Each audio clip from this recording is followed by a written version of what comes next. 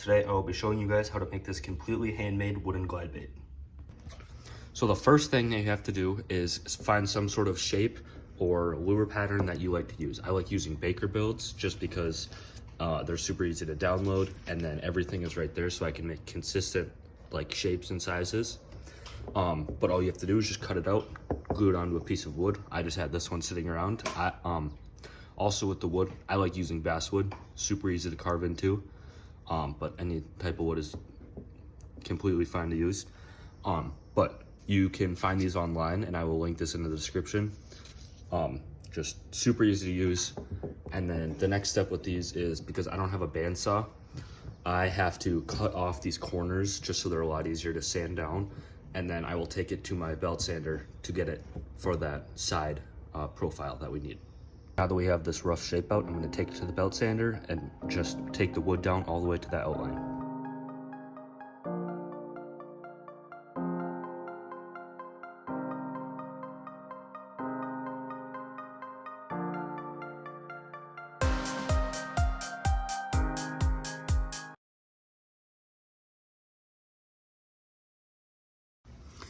All right, I just finished sanding it, and as you can see, I got all the way down to the line.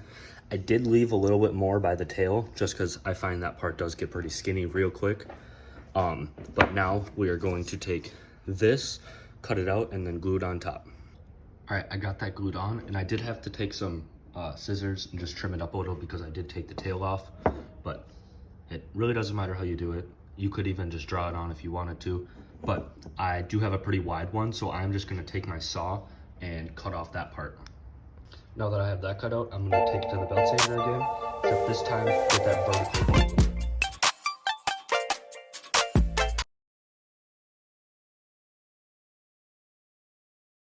I did end up having a few holes or cracks in the wood that I found, but I just filled those with super glue and clamped them together after I got that vertical view of it sanded down. But once this is dry, we can get carving. The next step now is to carve this out. Now, to be honest, I really don't like look off anything to do this. I just kind of take down the edges and until I find something that I like. Something I found, I do like keeping the front flat. I find it just has a better action that way, but you guys do whatever you want. And also, this video is not sponsored at all, but I love these Beavercraft tools. I have a whole bunch of their knives and they work excellent for this. So I'm gonna start carving.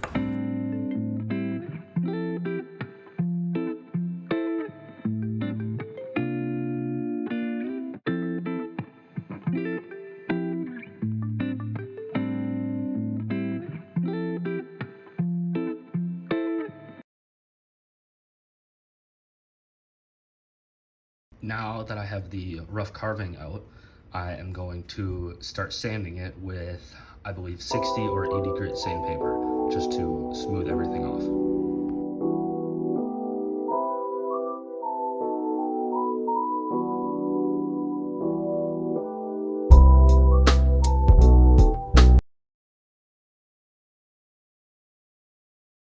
End up sanding this down up to 150 grit, but as you can see, we already are just starting to get that better pattern. So now we are going to do the gills, and now I am just going to use the same pattern again, but I'm going to cut out along that back gill line and then trace it onto here.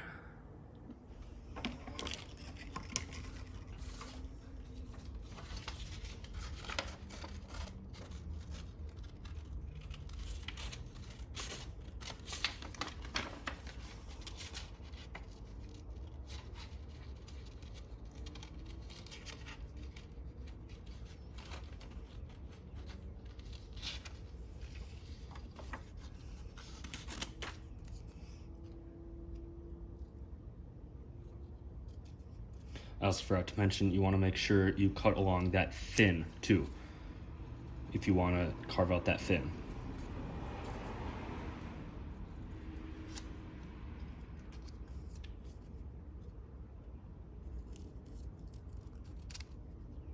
All right, now that we have this shape right here, we are going to push it up against here, and as you can see, it should line up pretty nice because this is our stencil that we used earlier, but you just have to line it up, and then you have to trace along the lines that you made and then the fins.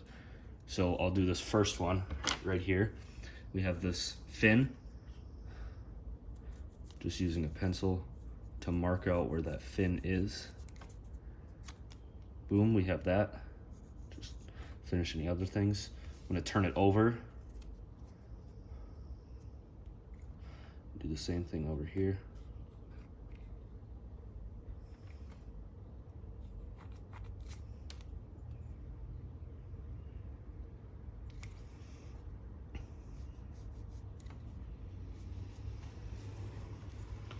And now you can see we have our fins on both sides.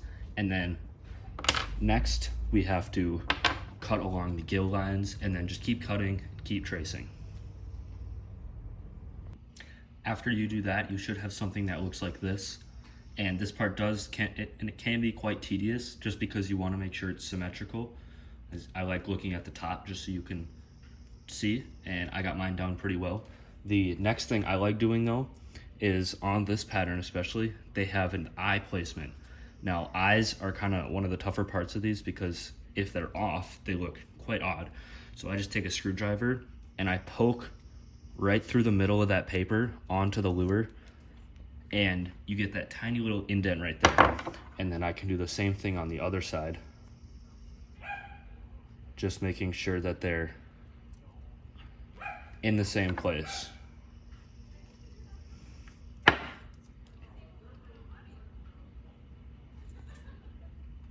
And luckily for me, they are, so perfect. Now for actually carving the gills out, I like using just a utility knife or like box cutter just because of how thin it is. I find they're much easier to get detail work done. So I almost use it as a pencil and make an indent around all these lines, and then I come in from behind and come under it so you get that 3D effect. Next thing after you have everything all carved out roughly is to drill out where you want your eyes to be. Now you could place them on top if you wanted it to be like a little bit more 3D, but I find this just helps me keep everything symmetrical. So I'm gonna be taking just a drill bit like this and drilling out my circle hole where I want that.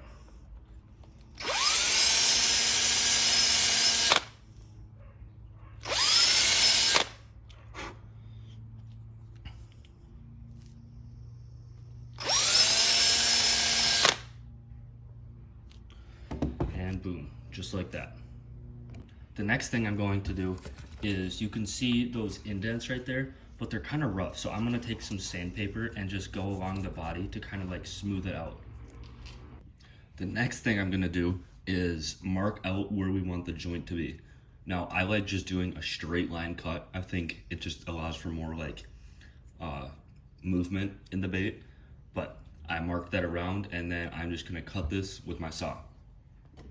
Now that I have these lures cut out just down the middle, I did mark because it's kind of hard to see which side is up, but I just marked that. But I'm gonna take this to the belt sander and just smooth that out, make sure that looks good. And then with this one, I am going to try and round this top out to just give it more freedom. So I'm gonna come in from the top, smooth that down, and then just take down the angles.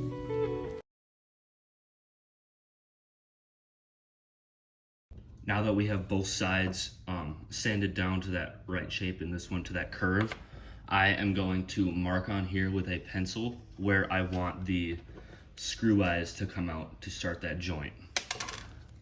It doesn't really matter where you put them in my experience, just to make sure that they're centered is quite important.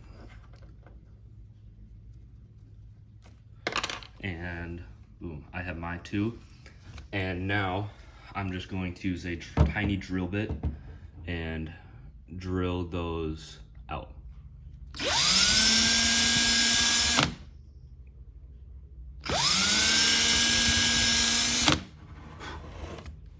Just like that. And then I can screw in my screw eyes.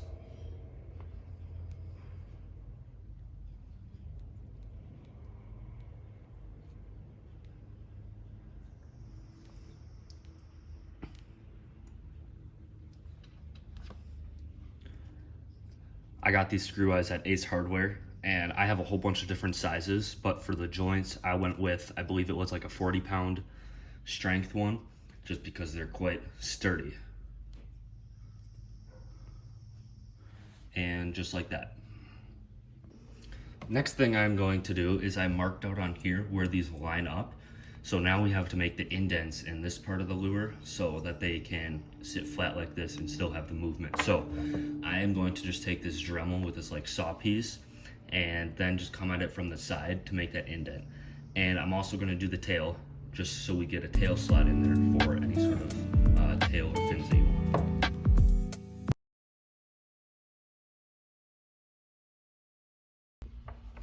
After we have that drilled out, you can see our screw eyes fit in, and so that they fit just like that. And then I also took out the tail slot piece. But the next thing we have to do is, just like we did with these screw eyes, is just drill out our hook places and our front eye piece. So you should end up with something like this. And then next I'm going to drill out a just a hole through this. Now this part you have to be really careful with. You have to make sure it goes through these holes, but it doesn't come out that front side. Once I have that drilled out, I just stuck a piece of wire and bent it at the top so it won't come through. But as you can see here, we now have our joint done. And next step is to add lead to it. So in order to make this thing sink, we had to add some sort of weight because the wood floats. And I have a lead pot, but you can easily do this with just normal, like little bullet weights or sinkers, stuff like that. But I'm gonna drill out, I think 2 holes in this front one and then 1 in this back one to fill with lead. So to be completely honest, I don't even like measure anything. I just try and guess. But I like to have mine actually medium sink. I like just working them faster. But I drilled those out, and then I'm gonna get the lead pot heating up, and then I can add the lead. Okay, so I got that lead in here, and then I just super glued these screw eyes in. And the next step, I'm going to dip these in the polyurethane and then let them dry for a while. Now, just dipping them in the polyurethane, it helps them water seal it before we do any actual testing of it. So I can just dip the entire thing, let it drip a little. Then once we got it good, actually, I'm gonna do this one again. I try not to have many bubbles on it. Once this stops dripping, I will let this dry, and then I'm gonna do the same for the other one. Now, I don't have any fancy test tank or anything, but right now I'm gonna make sure it is a good sink rate. Right now it's still pretty fast for my liking. So I'm gonna take a little bit of lead out.